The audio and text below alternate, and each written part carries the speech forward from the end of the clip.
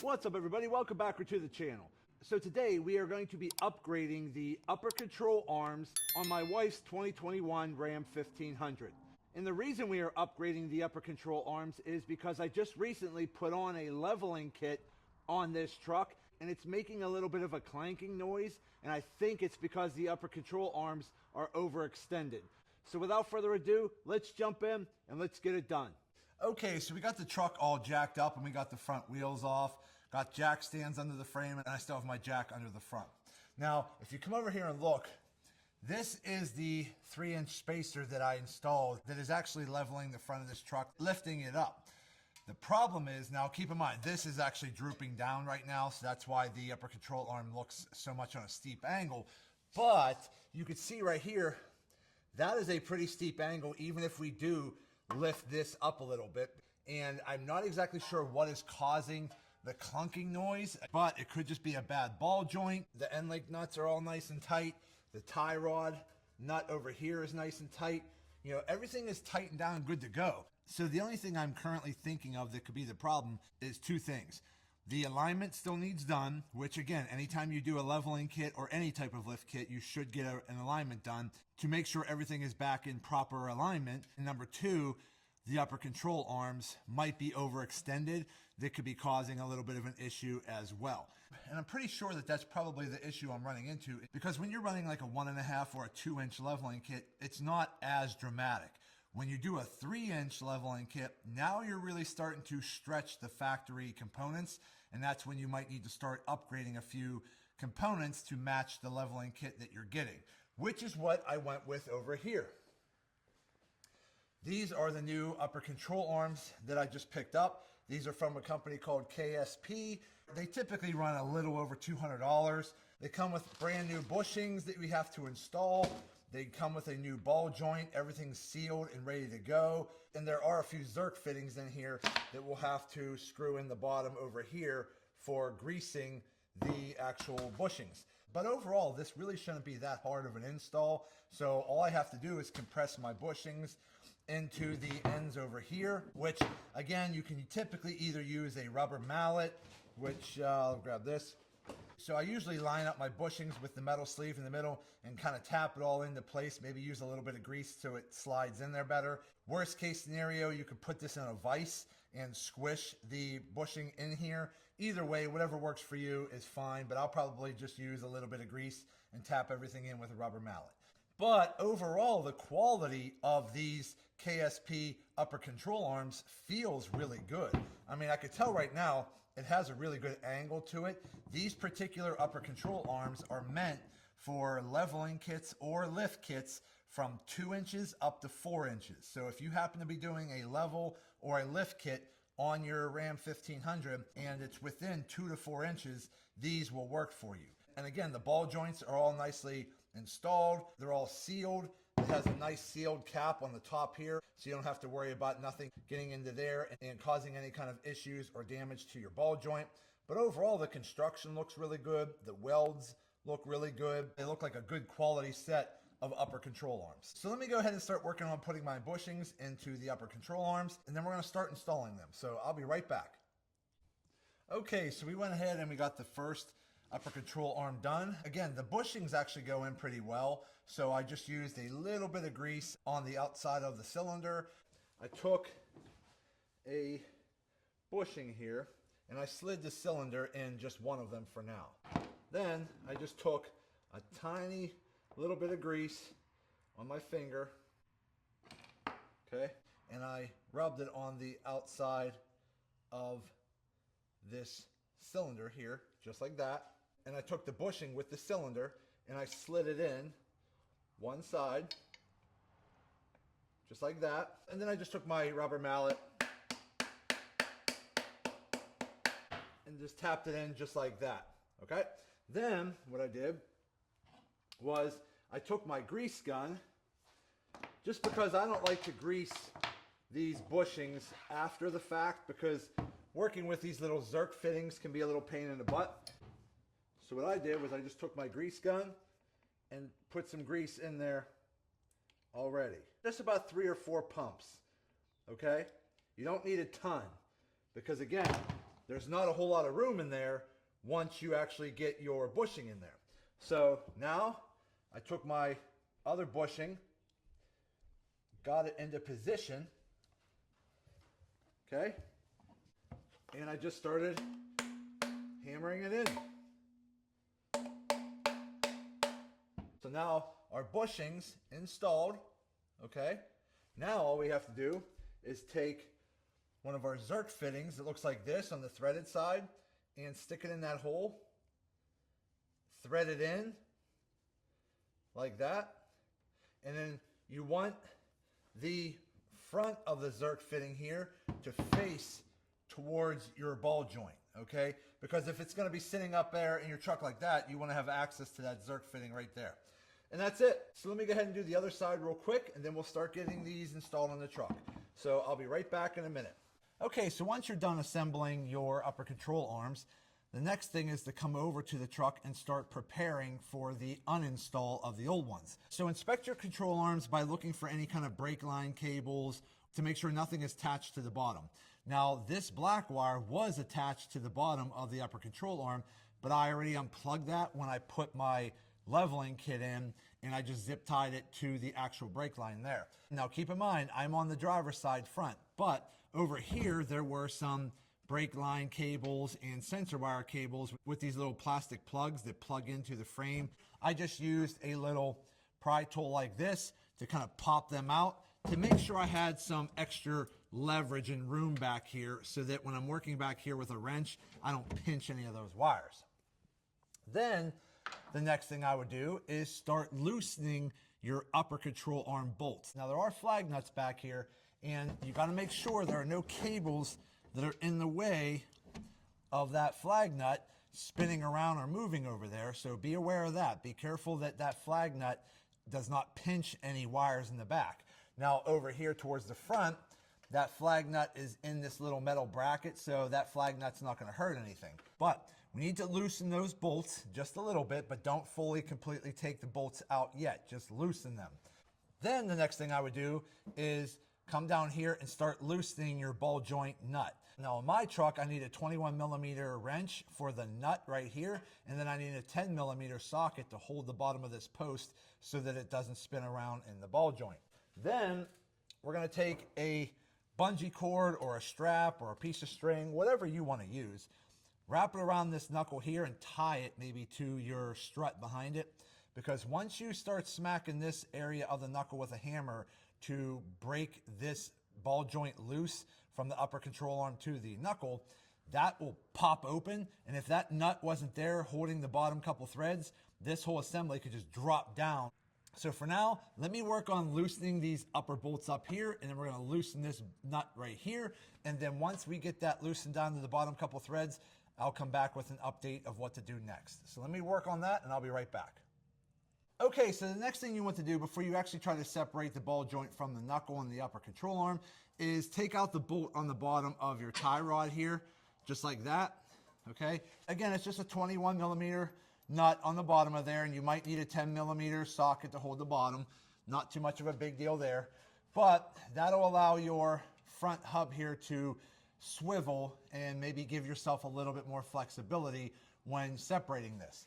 So the next thing you need to do is once you get your bottom nut loosened to the bottom couple threads and you put some type of a strap on your knuckle here holding it up out of the way, is just start banging at this to see if we can get this ball joint to separate from the knuckle. So again, the easiest thing to do is probably just use a hammer like that. Get that to separate just like that. And then once that is separated, I typically like to use like my legs on a chair here just to kind of stabilize this hub a little bit. And then finish taking off your lower nut. Okay, just like that. Put that in my pocket. And then you could separate that like that. All right. And that's why I put this strap on here to hold that like that, so it's not just falling forward and tugging on my brake lines or pulling on my drive shaft down here. So at this point, what we could do is just start taking out our bolts up here the rest of the way. There's a flag nut that fell. You know, wiggle your upper control arm. So there's the bolt and the flag nut on the right side. Let's just tighten those and put those together. Loosen this one over here.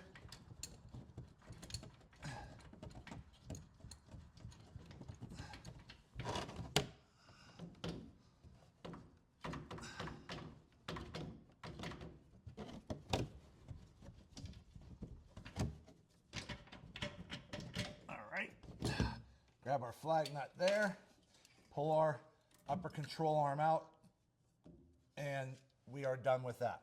Now, let's go grab a new upper control arm. Okay, so we got our new upper control arm here, and we have our new nut that came with the kit that goes to this bottom ball joint here. So we're gonna set that aside. But let's just try to compare the two upper control arms. Look how this one here, see if I can get you in the right angle. You see how it's kind of like flat? It's pretty much just straight across. Now, take the new one, and you see how it kind of angles down? Because the new one is bent specifically for the increase in height.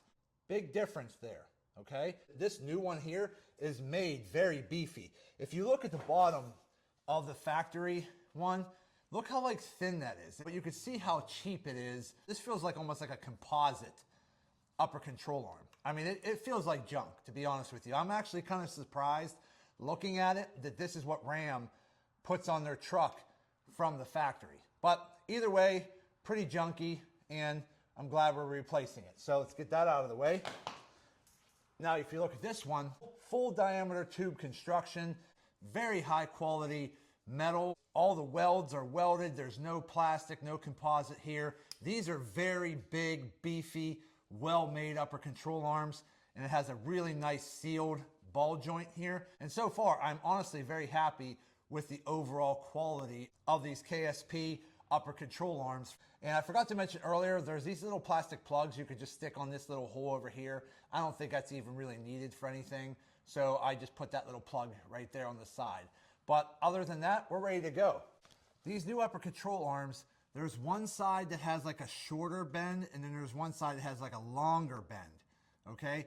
The shorter bend, where the distance from the ball joint to the bend is about that long. On the back side here, closest to the driver cab, that bend is longer. You want that shorter bend towards the front of the truck, and that longer extended bend here to be towards the cab. So definitely make sure you're installing the upper control arms in the right orientation. Okay, now let's take our first bolt here on the upper control arm. There we go. Okay, got that one in. We'll take our back one, get that one in. Okay, so those are in. Now let's get our flag nut mounted in there. And again, we're just going to hand tighten the upper bolts for now.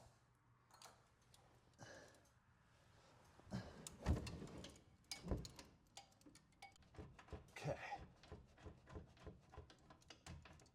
All right. So we got our upper control arm bolts in. Now what we need to do is lift up on our main hub assembly here. Try to get our new ball joint compressed in there. Grab our new nut, thread that on there, unhook our strap. Okay, so now at this point, everything seems to be pretty good. All we have to do is tighten down our upper control arm bolts up here, tighten down this bolt here, tighten down the nut on our tie rod down there, and we're good. So I can tell right now that just by looking at the angle of this ball joint, it's such a better looking position than it was before because of the leveling kit that I put on. It was overextending this, and I could tell that was going to be a problem. So let me go ahead and tighten this down. Let me jump on the other side, do the same exact procedure over there. Let me go ahead and start doing that, and I'll be right back. Okay, so we're all done on the install. So we got the KSP brand new upper control arms for a 2 to 4 inch level or lift kit installed on my 2021 Ram 1500. This is the driver's side here. Everything looks real good. Everything lines up. Now again, you might see that the control arm is bumping up against the strut, and that's because I have the frame on jack stands and I have the control arms at full droop. So that's typically not going to be the case when you put wheels on and you let it down on the ground, because once you put the wheels on and you let it down on the ground, that compression of the vehicle is going to push down. These are going to push up and out, and this control arm is not going to be near the strut anymore. But that's what the driver's side looks like there. Let's go take a look on the passenger side over here. As you can see over here, this is the passenger side. Everything's mounted. Everything looks really good. Everything lines up. The angles look really good. I mean, at full droop, there's still gap here between the upper control arm and the brake line bracket, where from the factory OEM upper control arms, they were literally pinching this metal bracket here. So there is definitely more space on these new upper control arms. So again, everything is mounted. And as you can see here, just because it doesn't say specifically in the instructions, there is a side specific orientation. The best way I can explain it is look at the center of your ball joint up at the center of your strut. If you look at the distance from there to that first area right there, so my thumb to my index finger, look at that distance there. Then take your thumb on that middle point and see the distance over there. It's a further stretch to get over there. I can't even put my thumb on the center and get over to there. So the longer stretched arm that has the bend at the very end, that goes towards the cab. The shorter arm here that has a shorter stretch than the bend here, that goes towards the front. But that's basically what it looks like. So now all I have to do is put my wheels back on, jack everything up, pull my jack stands out, lower the jack, get it down on the ground. So let me go do that real quick and we will be right back. Okay, so we got the wheels back on and we got the truck down off the jacks. While it was jacked up, I went ahead and removed my factory side steps because I'll be putting power steps on this in another week or so. And again, I do need to get an alignment on this. I just wanted to do the new upper control arms before I got the alignment, because again, I didn't want to go get an alignment first, then put upper control arms on, and then have to go get another alignment. So again, I just put the 3-2 leveling kit on a few days ago, which is a 3-inch spacer in the front and a 2-inch spacer in the back. And we now have the new longer KSP upper control arms mounted on both sides. And as you can see, once you get the truck down off the jack stands, you can see that the upper control arm is much further away from your strut. So I just wanted to show you that. Okay, so we are finally done. We went ahead and we installed the KSP heavy-duty extended upper control arms on my 2021 Ram 1500. And again, the reason for doing this is because I put a 3-2 leveling kit on, which raises the front 3 inches and raises the back 2 inches. But after doing that, I noticed a little bit of clunking coming from the front end. So when I looked back under, I really noticed that I was overextending my upper control arms, and my upper control arm ball joint angles really didn't look right. So I installed these new heavy-duty KSP upper control arms, and everything seems to be riding a lot better now. Now, I do need to get an alignment done this week, so I will be getting that done. But overall, replacing my upper control arms really fixed a lot of the weird noises I was hearing after installing that Motofab 3-2 leveling kit. But overall, installation is super simple and easy. The quality of the upper control arms is awesome, way better than the factory control arms, and I'm really happy with them overall. So if any of you out there installed a leveling kit or maybe even up to a 4-inch lift kit on your 5th gen Ram 1500, I highly recommend upgrading your upper control arms to fix a lot of the geometry angles. But that's going to be it for today's video. I hope this video helps some of you out. Do me a favor and hit that thumbs up button and like this video. If you have any questions, go ahead and put them in the comment section and I'll get back to you as soon as I can. And also do me a favor, subscribe to the channel because it definitely helps me out and I greatly appreciate it. So that's it. I just want to say thank you to each and every one of you. Thank you. I truly appreciate you all. And as always, see you in the next video.